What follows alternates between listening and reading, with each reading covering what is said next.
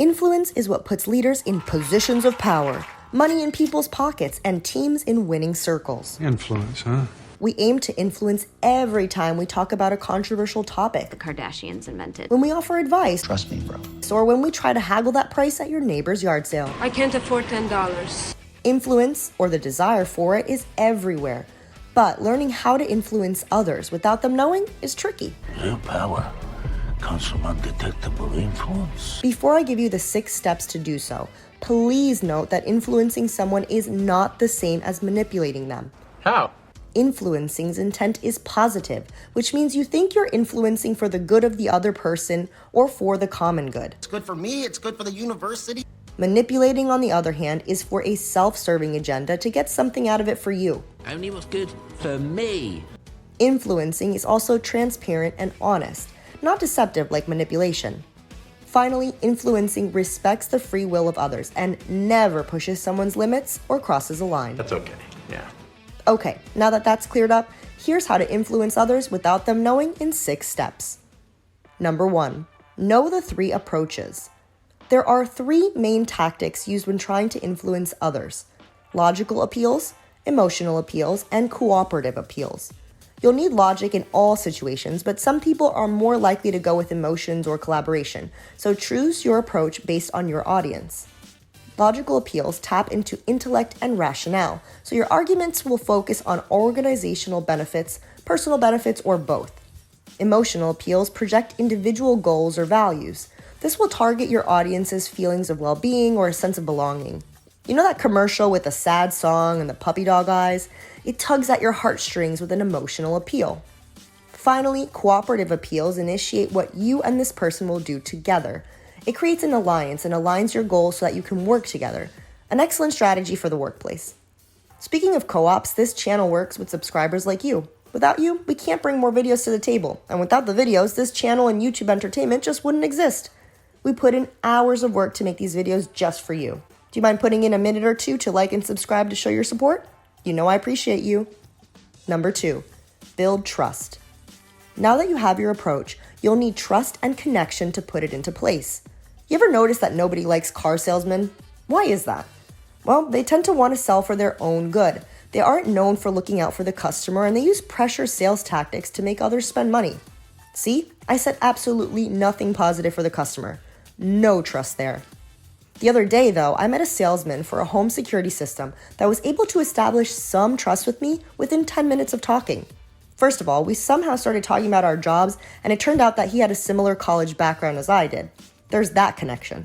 Secondly, after I told him my budget and what I wanted, which wasn't any security package I could find across multiple companies, he told me he could add on the features I wanted and keep the base price by taking a cut out of his commission. I'll never really know if that's the case or not, but if I had to go with my gut, I think this guy was legit. It was definitely more trust than any other salesman had given me in 10 minutes. Use overlapping experiences and perspective and the other person's best interest to establish trust. It may take more than 10 minutes, but it's key for effective influencing. Number 3, understand and then educate. There's an old saying that says we were given 2 ears and just 1 mouth for a reason. Be present with those you are trying to influence and listen to them before you try to convince them of anything. Once you understand what emotions drive their thinking, you'll be much better prepared to give them your side of the story in a way that appeals to them. And remember, keep it educational and not just preachy. Have you ever had someone try to influence you, but it just sounded like a mom nagging her kid?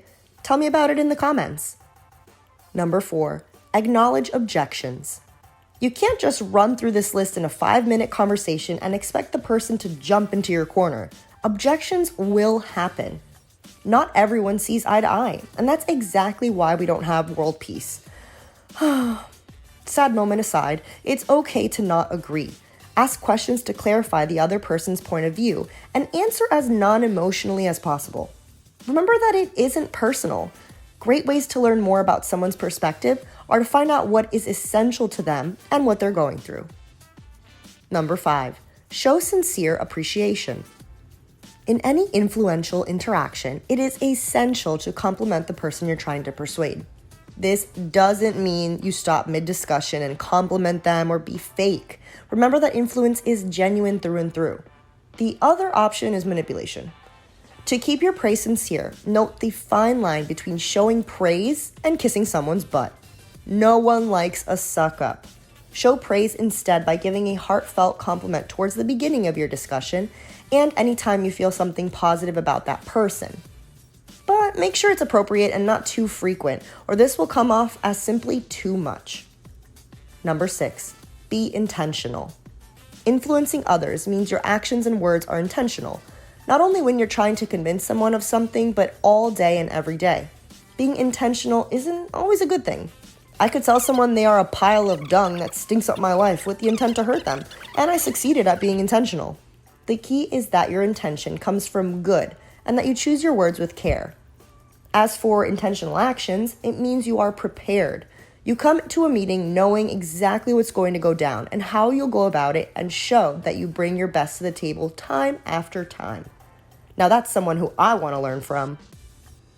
The power of influence can move mountains, and it's all about building positive, honest connections with others.